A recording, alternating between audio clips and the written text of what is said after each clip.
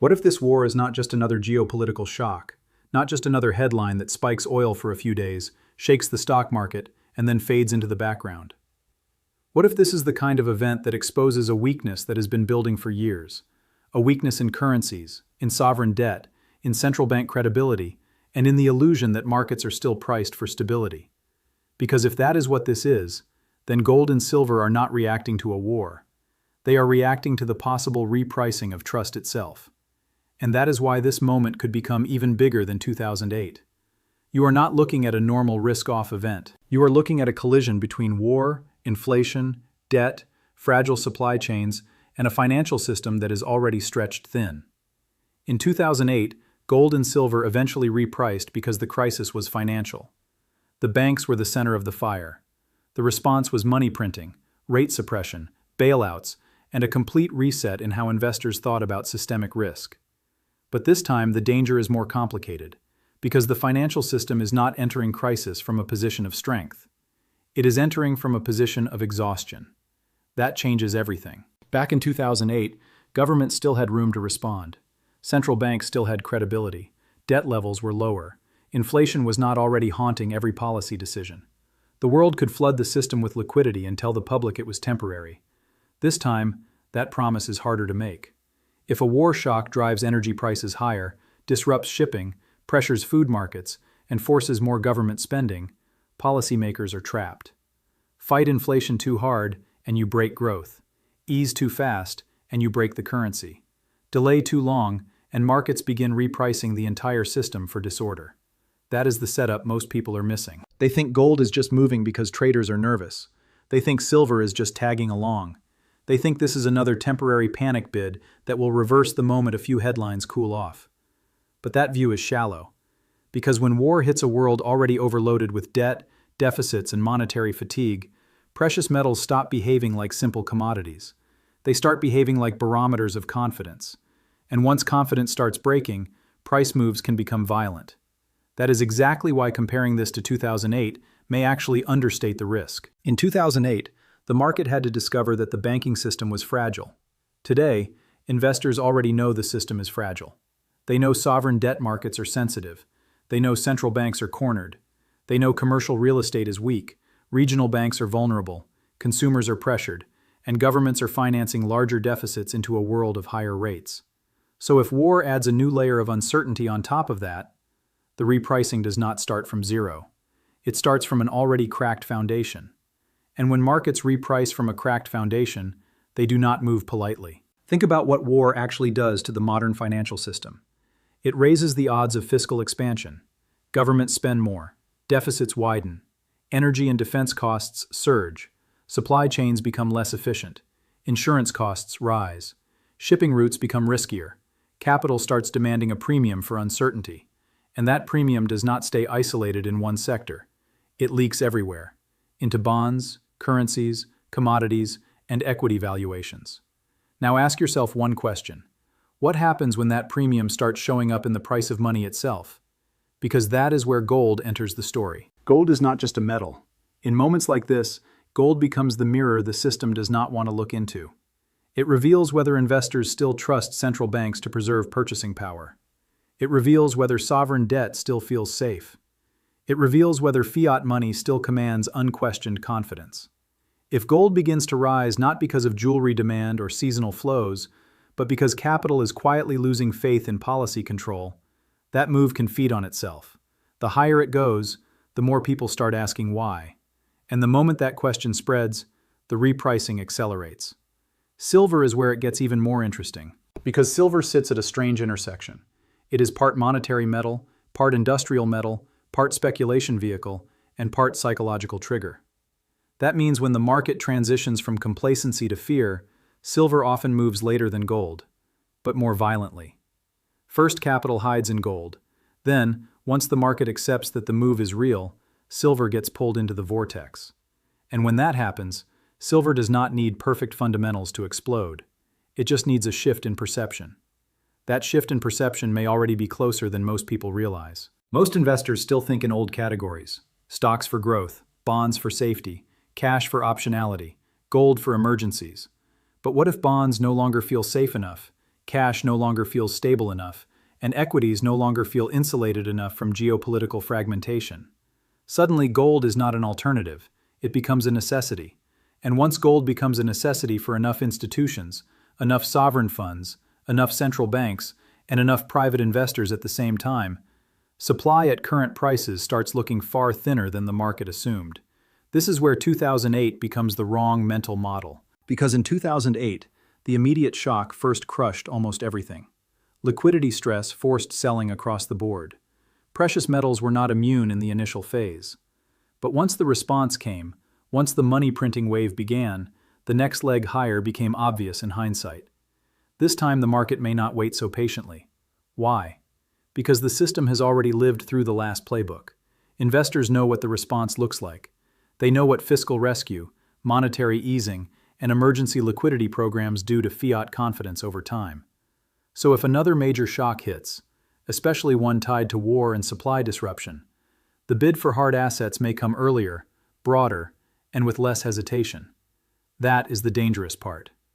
Markets are always most unstable when everyone can see the authorities reaching for a tool that no longer works as cleanly as before. If central banks tighten into war-driven inflation, growth cracks faster.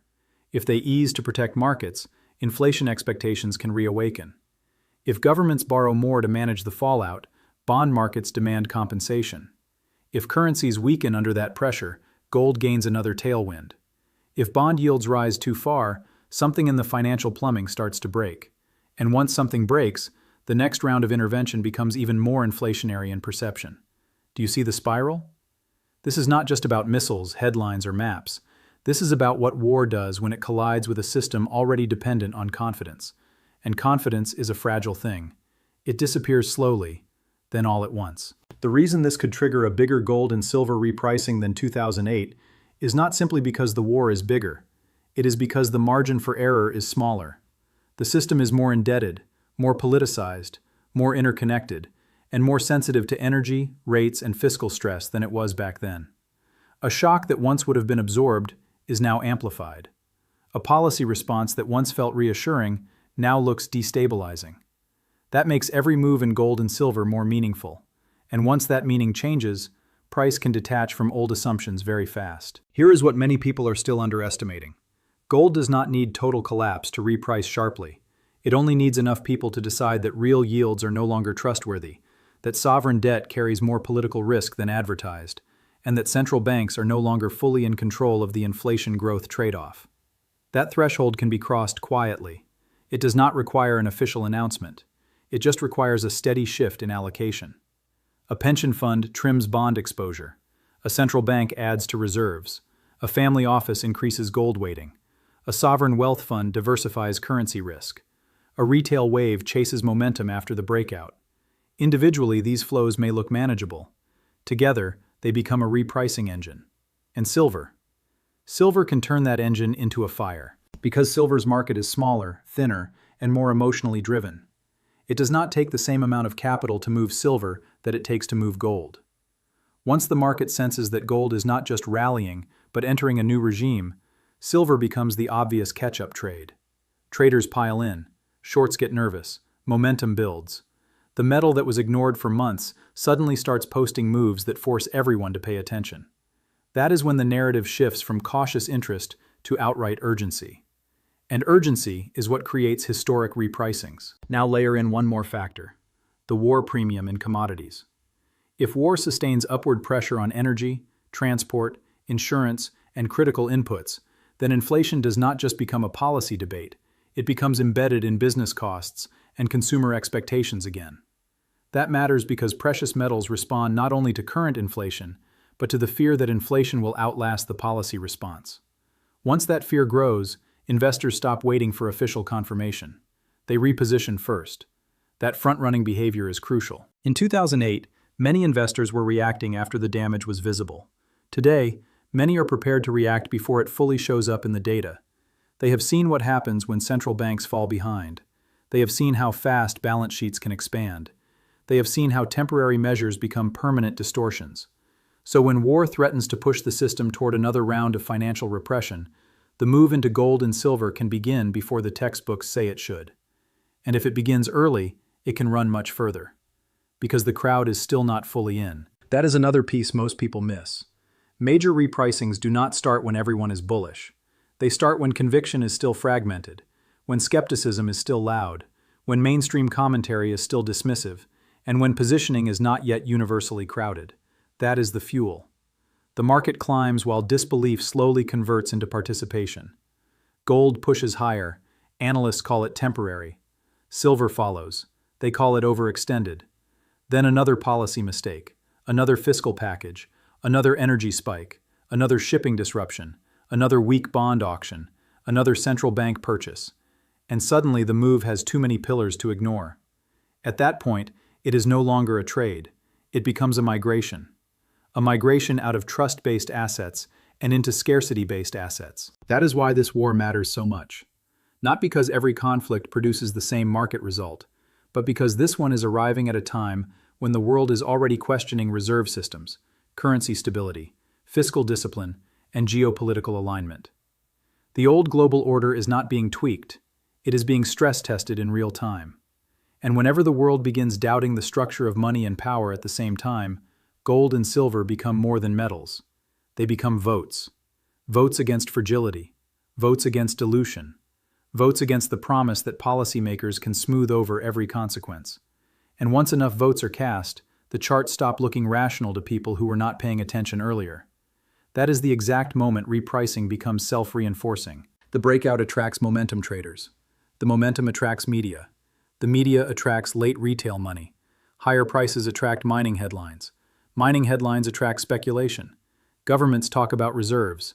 Analysts update targets. Banks that were late start raising forecasts. The move begins feeding its own legitimacy. And because gold and silver are deeply psychological markets, legitimacy matters almost as much as fundamentals in the short run. So ask yourself this. If war keeps pressure on energy, if deficits widen, if bond markets wobble, if central banks hesitate, if currencies soften, if inflation expectations stop falling, if institutions start reallocating, then what exactly is supposed to cap gold and silver quickly? A ceasefire headline? Maybe for a day. A stronger dollar bounce? Maybe for a week. A hawkish speech? Maybe for a moment. But if the deeper issue is not the conflict alone, but what the conflict reveals about the system underneath it, then every short-term pullback risks becoming another opportunity for larger capital to reposition. That is why the repricing could end up bigger than 2008. In 2008, precious metals repriced into a world that still believed emergency policy could restore order. Today, they may be repricing into a world that increasingly suspects emergency policy is the disorder. That is a radically different environment, and it creates a very different ceiling. Maybe not overnight, maybe not in a straight line, but the path becomes asymmetric. Because once investors conclude that the real risk is not one battlefield, but the financial consequences spreading through debt markets, currencies, and monetary credibility, the bid under gold and silver changes character. It stops being reactive. It becomes structural. And structural bids are the ones that produce the moves people later describe as obvious, even though they felt impossible in the middle of them. This is why dismissing the current setup as just another war trade is so dangerous. The market is not only repricing geopolitics, it may be repricing the cost of maintaining the entire financial architecture during geopolitical fragmentation.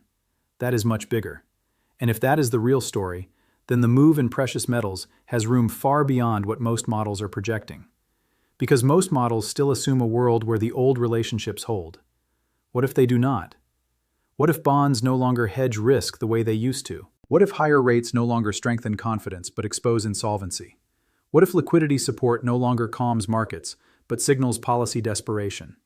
What if gold is not rising because the system is under pressure, but because the market has realized the pressure cannot be removed without consequences? That is when price discovery becomes brutal, and silver, true to form, could become the metal that shocks everyone the most. Gold can lead like a warning, silver can follow like an alarm. Gold tells you trust is weakening, silver tells you the crowd has finally noticed. And when both are repricing together in a war-driven macro reset, the move can become much larger than a simple crisis comparison suggests. So the real question is not whether this war will create volatility. Of course it will. The real question is whether this war becomes the catalyst that forces investors to confront something they have avoided for years. that the world has been trying to fund instability with debt, suppress consequences with policy, and preserve confidence with narratives that are no longer as convincing as they once were. If that recognition spreads, then gold and silver are not expensive. They are early. And that is the part that changes everything. Because once the market decides that this is not a temporary panic but a regime shift, 2008 stops looking like the obvious comparison. It starts looking like the smaller preview. This time the repricing may not come from one bank failure or one frozen credit market.